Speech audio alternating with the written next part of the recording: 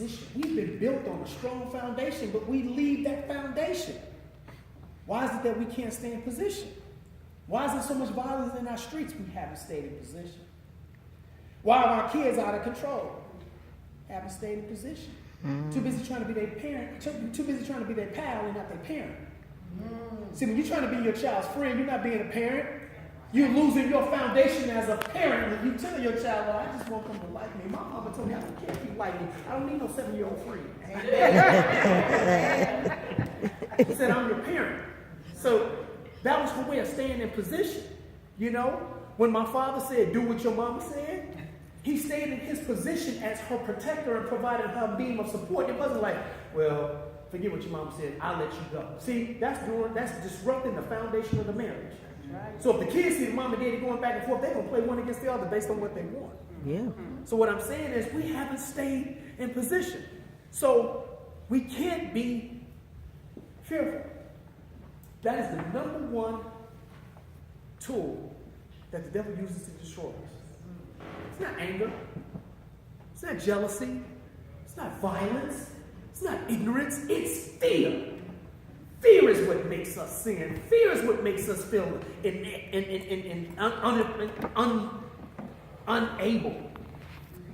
2 Timothy says, for God has not given us spirit of fear, but the power of faith, love, and a sound mind.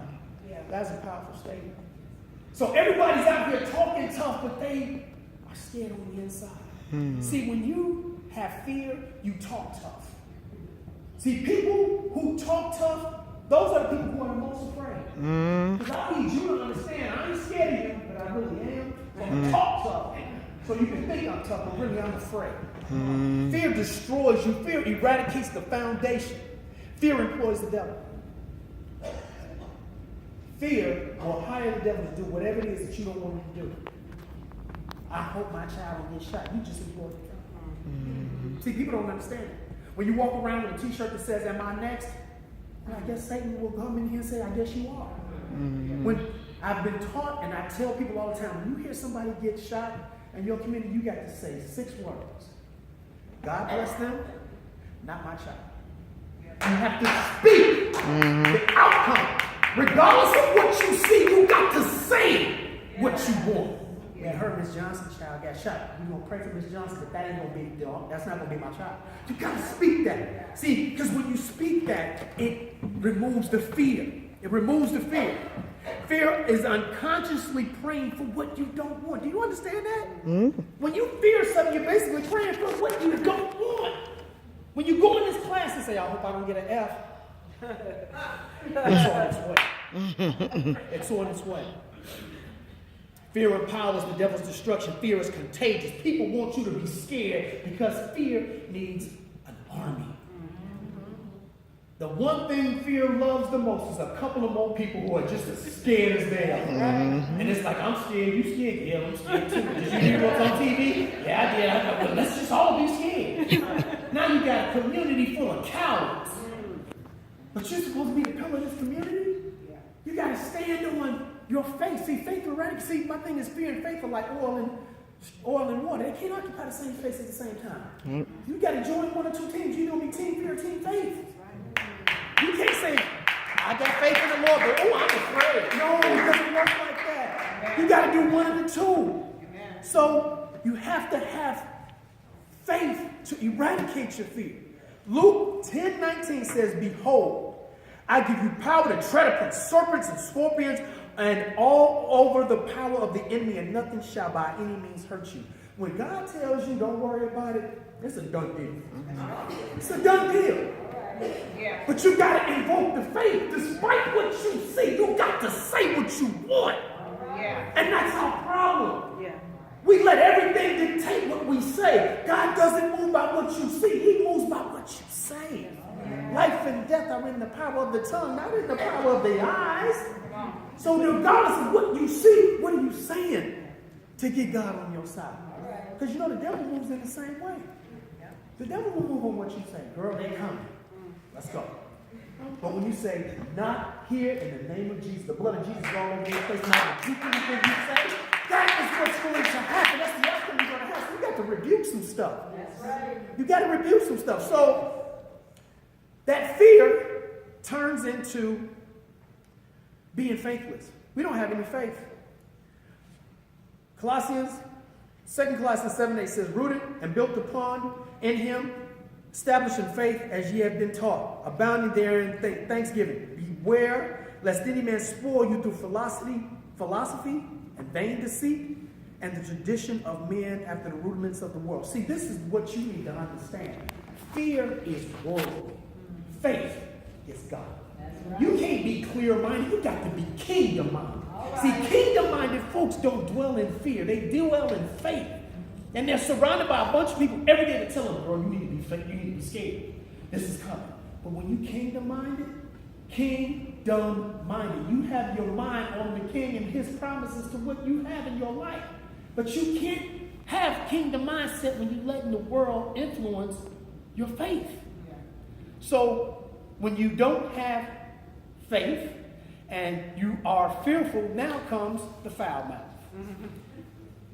Now comes the foul mouth. And see, that is where the execution of the hiring process takes place. See, when you open your mouth, ladies and gentlemen, two things are going to take place. You're going to hire somebody. Your mouth is as a company. Your mouth is an employer. And every time you open your mouth, you hiring somebody. So the thing is, you got to decide who you're going to hire today. Are you going to hire the legions of doom, or are you going to hire the angels above? Everything you say is going to employ somebody. Everything you say, regardless. If his dad was no good, if his dad wasn't who he should have been as a man, you got to say in the name of Jesus, he won't be like him. You got to say in the name of Jesus, maybe one day his daddy will come and get delivered from what it is that didn't make him the man he should have been. But if you're sitting on bitterness and anger, that he wasn't who you wanted him to be, you are no better. You got to pray that he becomes a better man, because if he sees that you are bitter and angry by the man you chose, your son will see that and say, well, I have to be that kind of man for me to get a woman to choose me. See, that's the dysfunction in our dating pool. We see our mothers select unwisely, and then we look at the men who benefit from those unwise choices and say, well, that's the kind of man I got to be to get a woman. But if you stand on your faith and say, brother, that won't happen in this house. You will not be allowed to behave in that way in this house. You teach your son, well, if I love my mama, I need to find a woman like my mama who will establish this. That's why they say men look for women like their mothers. Men look for women who are just like their mothers. And that's why the fair or foul. If you're a good mom, he's going to look for a good woman. But if you're a woman that just lets anybody get away with anything, he thinks that's the type of man he has to be to get successful with a woman. Again, the fear, and then the foul mouth. Proverbs 18, verse 20 and 21 says, a man's belly shall be satisfied with the fruit of his mouth, and with the increase of his lips shall he be filled. Life and death are in the power of the tongue, and they that love it shall eat of the fruit thereof. Meaning, what you speak is what you will eat. So when we're talking about bridging a gap and we're talking about redeveloping and rebuilding, we have to make sure that we are operating by BDA. We got to first believe. Then we have to be brave enough to speak what we believe.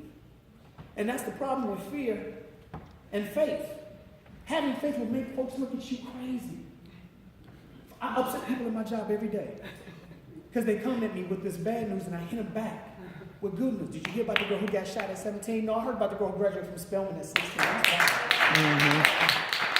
And they walk away mad. Oh, look at old Les Brown over here.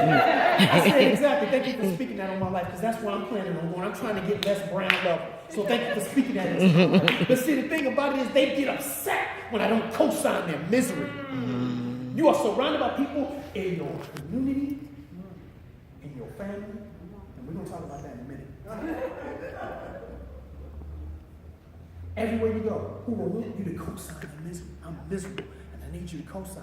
That ain't a loan. It's a feeling. And I'm not co-signing that feeling because I have faith. So you have to understand, as my mother said, My grandmother used to say, don't get hung by your tongue. Everybody loves to quote this scripture. No weapon formed against me shall prosper. How many times have you heard Sister Jones say that? Honey, no weapon formed against me shall prosper. Every tongue that shall rise against thee in judgment, thou shalt condemn. You understand the second part? Every word that is spoken as a weapon will be condemned. So if no weapon formed us shall prosper, why are we killing ourselves with our own words? If no weapon formed against you shall prosper, why is the weapon of your words destroying your life and you don't even know why?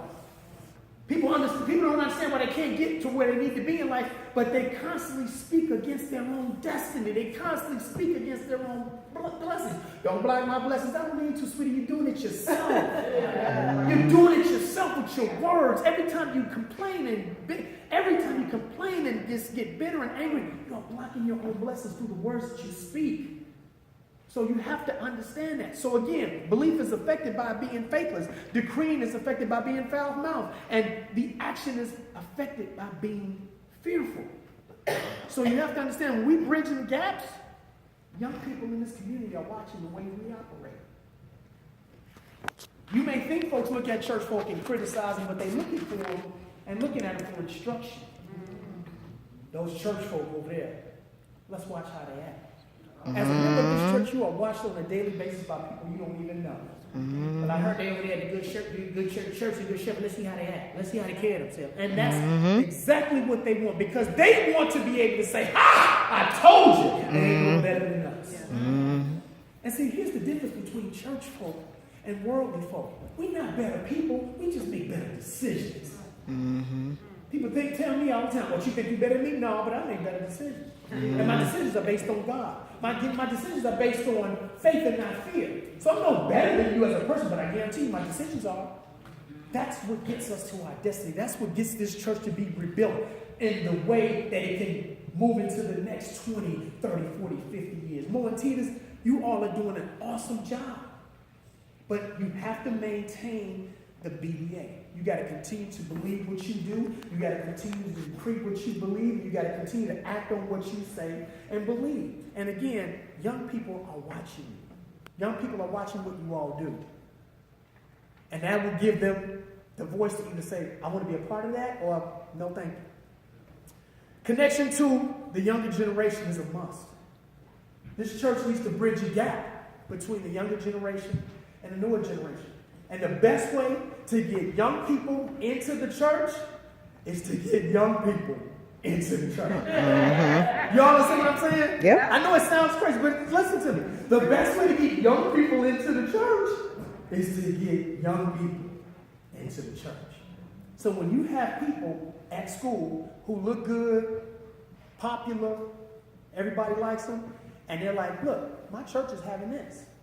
If a pretty little girl come up to me and say her church is having a skate party, guess who's going to be at that skate party? We're going to be at that skate party. Why? Because she's a little pretty sure asked me to come. And then now that she got me in the room, here comes the pastor, influencing me.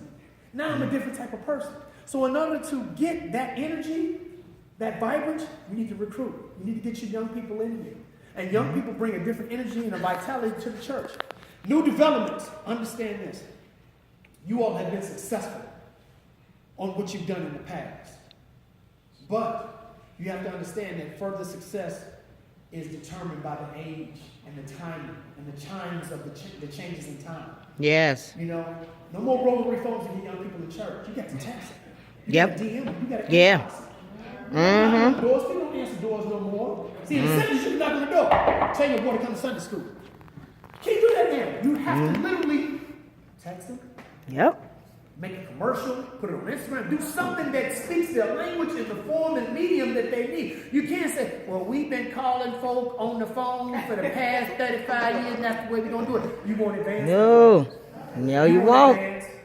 And the problem is with every institution, it's not just the church, every institution, education, businesses, cleaners, everything from daycare centers to shoe shine places, everybody wants to operate the way they've been doing because it's comfortable, but comfortable will not bring you progress. Yes. Speak that. Comfort will not bring you progress. Speak it. will keep you where you are. Yes. God will keep you looking at that other church that's got 5 buses of young kids in neon green shirts jumping off the buses. Yes. How they get 5 buses of kids in them green shirts dancing? What?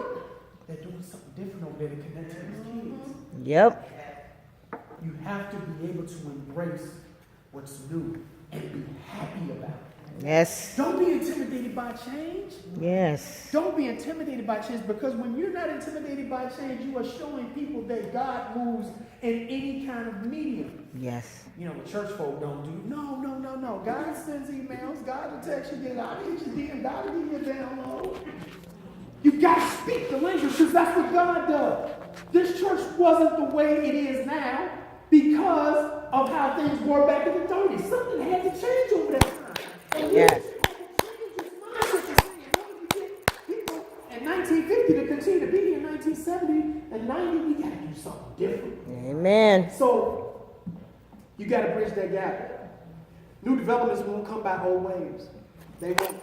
Speak that. If you are uncomfortable with operating in new ways, get somebody in here who loves doing it. Say it. I'm not good with spoken word. I'm not good with poetry. I ain't good with all that rap. You know what? But Devontae is. He's an excellent person. I'm not good at technology.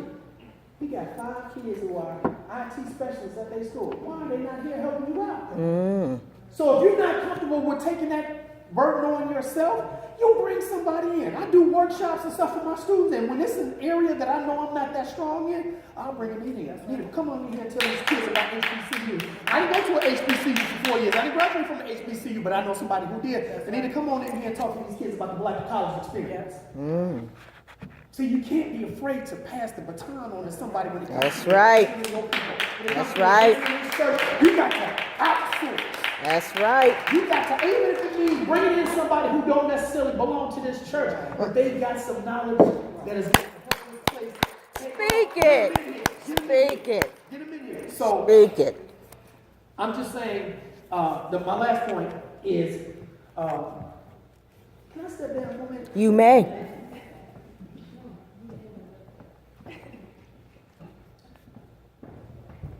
I want to tell y'all about 2 things. Anchors and airplanes. Anita knows what I'm talking about when I say this. Everybody know what an anchor is, right? An anchor is an instrument tied to an object to lead it where it is. Ships can't sit still when the anchors drop. Boats can't move when the anchors drop. Now, we have something else called an airplane. What is an airplane? Flying instrument. Airplane is a machine that flies, and it takes you where? Wherever you want to go. But more specifically, what do they call where you're going? Destination. What word can you pull out of destination? Who? You see what I'm saying? You see where I'm going? So airplanes can take you to your destiny, but anchors keep you grounded, standing still, right? Now, here's the hard part. Those are the 2 types of people in your life right now. Those are the 2 types of people in this church, right? I got to get my own church. So, I ain't going to jab on nobody's church, but every church has anchors and airplanes. Okay. Somebody who don't want to work on the committee because she can't get things her way, that's an anchor. Oh. Somebody who don't want to lead because she can't get the lead solo, that's an anchor. Somebody who can't be the head usher or the head collector with the white glove with his hand behind her, I got to be the 3rd line, I ain't serving. Airplanes are people who will do whatever it is that they can do within their power to get you to your destiny. That's right. Somebody who says, I don't know how to do it, but teach me, and I'll help you. I can't carry 4 boxes, but give me 2. That's an airplane. That's an airplane. But see, the problem is with anchors and airplanes, very rarely are the anchors in our lives strangers. Yep. That's the grown folk discussion we need to have right now. The hardest part about anchors and airplanes is that the anchors in your life are the folks closest to you. When you say he's going to be just like his dad, you are anchored to that young man. When you tell people they're not, you're a girl, ain't nobody ever tried that in this church before. That's an anchor. That's an anchor. When you refuse to do anything to help somebody to take them off, you are an anchor. And when you're being an anchor in somebody's life, you're withholding their progress. So if I stop you from becoming a police officer because of me being an anchor, guess what? I stopped somebody who could have gotten into the police department to change the way things are being done and could have possibly been there to save what my child is. Mm-hmm. So what I'm saying is, anchors in airplanes, you got anchors in your life you need to deal with. Somebody mama in here is an anchor. Mm-hmm. Somebody auntie in here is an anchor. Somebody on the usher board is an anchor. Somebody on the auxiliary is an anchor. Well, you need to address that. Mm-hmm. You need to address that. I got anchors in my life, but I separate myself from them. And that's the painful part. When you disassociate yourself from folks you've been with for 16, 17, 18 years, let me let you all know this. God's grace is taking you to a new address. Your destiny will not be here.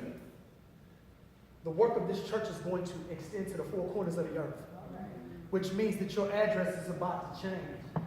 And if all you do is surround yourself by folks who just want to stay on 5700 South Prairie, you ain't going too far. That's right. Even if this building don't move, what is happening in this church and the minds and hearts and talents and actions of the people within have to hit the four corners of the earth. They have to be able to reach out. But again, you got to address the anchors in your life, because if you don't, you won't have victory. If you don't, your faith is a thing. You know how many women have faith issues because their man is an anchor? Or how many men have anchor? How many men can't have successful marriages because their mama is the anchor? You married to your mama, you ain't married to Cheryl. Why? Because you put your mama before Cheryl every time. When the Bible clearly says, when you get married, you cleave and become one flesh. You cleave and your mother become one, which means mama got to take a back seat. I love you. Lord, no, I do. I love you. But if I'm married to that one, she comes first. Our men have not been taught that. Our men have not been taught that you put your wife first. And then the thing about it, not being taught that is being coupled with mothers who continually execute that mindset. Well, what you gonna do? You gonna come help your mama, or you gonna do whatever Cheryl said? You're laughing because I'm right. You're laughing because it's true. You're laughing because you know somebody who's going through that right now. I can't be the man I am and listen to every word my mama say. I love my mama. But when my wife says, hey, let's do this, I gotta go with my wife. And the problem with our men today, we're more attached to mama than to the missus. Mm-hmm. And then on top of that, the mamas are more attached to the sons than to the servants. Your son and your wife, your son and his wife, they're married to ministry. Do you realize when people get married, that ain't just a union, that's a ministry. Your marriage is a ministry, and it has to minister to people in the community. So if you are disrupting your son's marriage, you are disrupting his ministry. You are disrupting the service that they can provide. So what I'm saying is, anchors in airplanes, ladies and gentlemen, you got to deal with the anchors in your life. Somebody at your job is an anchor. Somebody in your house is an anchor. Somebody in this church is an anchor. And if you don't deal with it, you won't get where you need to be. And that's the hard part, because it hurts. It hurts to have to cut your mama off because she don't see things the way you do. And you see that because of the way she thinks it is so toxic. I gotta love her from a distance. Yeah. I gotta love her from a distance. It takes a real man to separate himself from his mama when she on something toxic. Okay? It takes a real woman to say, you know what? Mama, stop talking about my husband. I know you don't like it. I know Dave don't like it, but he mine. He ain't nothing but your problem. He's my bunch of problems. And whatever comes from that, she's going to have to learn. So again, there are anchors and airplanes in your life, ladies and gentlemen. You got to get rid of it. You need to get rid of it. But the thing is, it's hard. What is the solution? I don't have it. But I've had to, I tell y'all, we family now. We family. Been there. I had to disassociate myself from some close family members. I had to disassociate myself from friends that I've loved since 4th grade. But because the way they living doesn't coincide with the address that God has planned for me. God says, look, I'm taking you here, and whoever don't want to go, you gotta leave them there. But you're turning your back on your neighborhood. No, the neighborhood turned its back on me because it didn't see that God's taking me somewhere and they don't want to go. So if I'm going to the promised land, you sit here, same thing happened in slavery. Here, tell me something, come on, we're going to be free. It was some anchors back in the slave court said, I'm going to your master. Like, what you gonna do? How we gonna get to Canada from here? Where you underground? I ain't running. See, that's a historic Black History Month. That is an anchor. That is your Black History. That's your Black History Month anchor and airplane tutorial. Harriet Tubman had anchors, and the way she dealt with them is she either left them or she shot them. If you leaving, if you don't want to come, stay here. But if you come, I don't want to leave you out. Because if you run your mouth while we trying to get away, what you think to get us caught, I got to get rid of you. Now, I'm not speaking death and destruction in the church. So what I'm saying is, if Harriet Tubman had to deal with anchors in her life, what makes you so different? Yep. This woman was fighting for freedom and advancement in a new place where her people could live in prosperous times. And you scared to leave your block? You scared to send your child off to college? You scared to start a new job? You scared to be single for a couple of years? No. Comfort will destroy you. And that's one of the reasons our community is constantly dragging its feet. Because we comfortable. We comfortable. We got hairdos and cars and fancy colored socks and Benzes, and life is good. We shopping at Whole Foods now, and Facebook and Instagram and diamonds and furs, and we are comfortable. But our people still struggling, still starving. Our kids are still scared to advance and go away to college. No, you're going away. Mama, I don't want to leave. You're leaving. But if you coddle that child, you don't let them grow. Yep. You're being an anchor. In the name of love, I love my child, but she being an anchor. You got to let her go to Dillon. You got to let her go to New Orleans and live a couple of years on her own. So when she comes back, she can say, Mama, look how I've grown. But she can't grow the way she did at Dillon when she's sitting up here, paying a couple classes here, a couple classes there, work at the shoe store. The development that happened with this young woman happened when she left her mama's house. So what I'm saying to you all, you can't be, you have to remove the anchors from your life, but by the same token, you can't be an anchor yourself. So as I close, we're rebuilding. We are rebuilding this community, rebuilding this church, rebuilding the vitality, rebuilding the membership. We are rebuilding the mindset. The mindset is the foundation of what happens with this church. How we think, speak, and act is what's going to happen, what happens out there. What's going to affect what happens out there. Now, people are always saying, well, what if this? What if that? What about this? What about that? I'm just going to say 2 words. But God. Yes, But right. God. Friends may fail you. Family may upset you. Danger may scare you. Strangers may judge you. Police may target you. Habits may tempt you. Critics may doubt you. Teachers may fail you. Work may overwhelm you. Fears may haunt you. Money may elude you. Landlords may evict you. Politicians may deceive you. Researchers may disregard you. Bosses may overlook you. Jobs may fire you. Questions may confuse you. Media may misinterpret and misrepresent you. Tragedy may shape you. Groups may exclude you. Strangers may doubt you. Time may age you. Memories may sadden you, and enemies may blame you. But through it all, God will deliver you. Yes. God will deliver you. God will deliver you. God bless you all. Thank you so much. Amen. Thank you so much. Thank you for your 95 years of service as a church.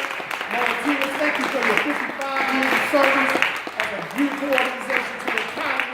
Thank you all so much. Thank you, Anita. Thank you, everyone on the staff. I had a great time. God bless you. Thank you. Amen.